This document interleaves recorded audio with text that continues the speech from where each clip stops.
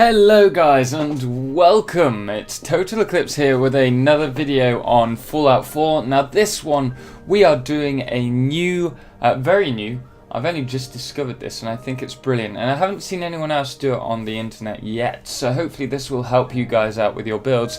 This is going to be a little tutorial on building new and better player made hoppers. Now you've seen in previous videos, if you've been watching my channel, me doing hoppers, player made hoppers, bit like this one here where it just runs onto the tracks and falls onto the other one to continue down. That is brilliant, it works 90% of the time, but what you do find is sometimes, depending on the item, you get all the items scattered on the floor.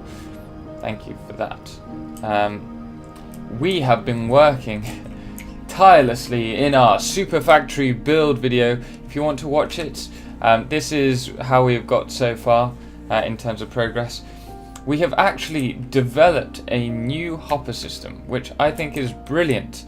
The only thing is I haven't fully connected all my machines up, so if I show you down here, these aren't turned on at the moment. But this is, generally speaking, the hopper. You use the concrete slabs, the single pieces, along with an item. Now we're going to do the tutorial over here. Ta-da! We are back in our practice location. As you can see, my factory is actually looking quite big.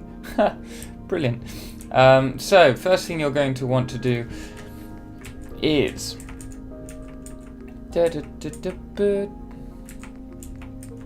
go to the power section, and we're going to need to place some manufacturing things. So we want, on the bottom row, we're going to have it so that an item is falling down here, and then we want it moving down towards somewhere else. So we're going to need a power rail for this. Doesn't matter what type you use, where it is, so long as it's on the conveyor belt. And then we're also going to need one of these. Now you could also use a, well, you don't even need to use one of these. You could also use one of the rollers. Yeah, we'll use rollers. We'll use the roller. Actually, we won't use the roller. But you do need to use the rollers to set this up. So regardless of whether you use the rollers or not, you are going to need the rollers so that you can set up another conveyor belt.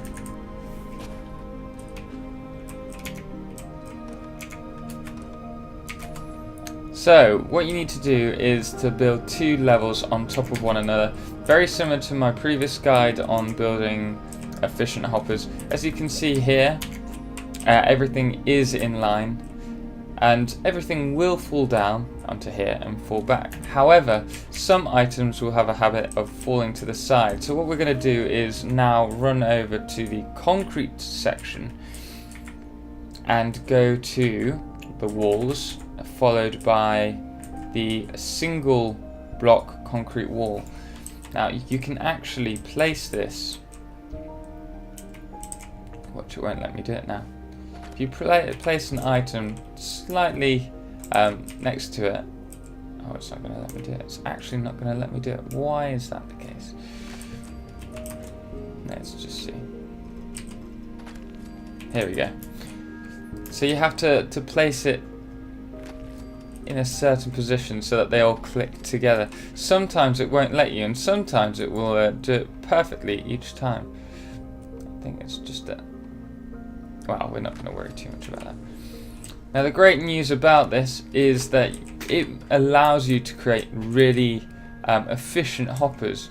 The only bad news is because it's not in line with the wall. Well, you could line it up with the actual floors on walls. However, because the actual conveyor system doesn't click to the wall, it will mean that you have these kind of gaps.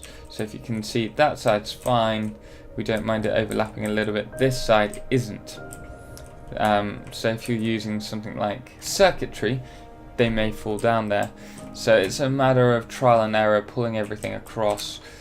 Sometimes, like we're doing now, just deleting everything until you get a good solid connection. Let's just build some ammunition. Ammunition's always a nice easy one to do. In fact, we don't know. Let's just do a recycler because then we don't have to spend time building it.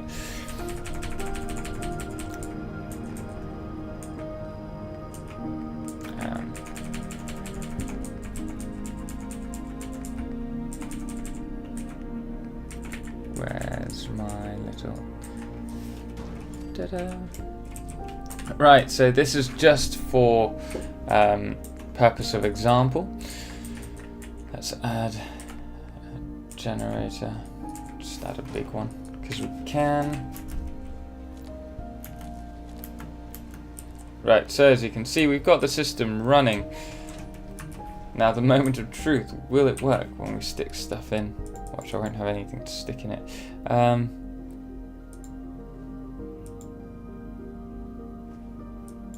I don't know if these break down. I think they're already... Pencil will. Okay, so there we go. That's going to start creating stuff for us, which will run here. The objective is that... Oh, we've lost something. We've lost one item. I think it's because it's throwing so much at once. But as you can see, it is so efficient. 2 items. Lost 2. So efficient compared to other systems. Oh, and that's all gone to the workshop. Okay, that's fine. If we wanted to improve its efficiency, all we need to do is go to the concrete again and just extend towards us a bit more.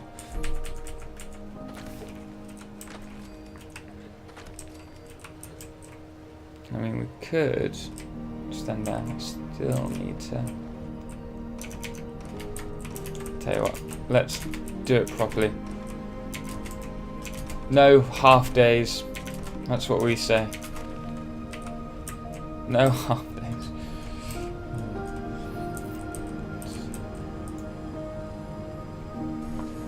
And so there you have it, guys. I hope you enjoyed this video.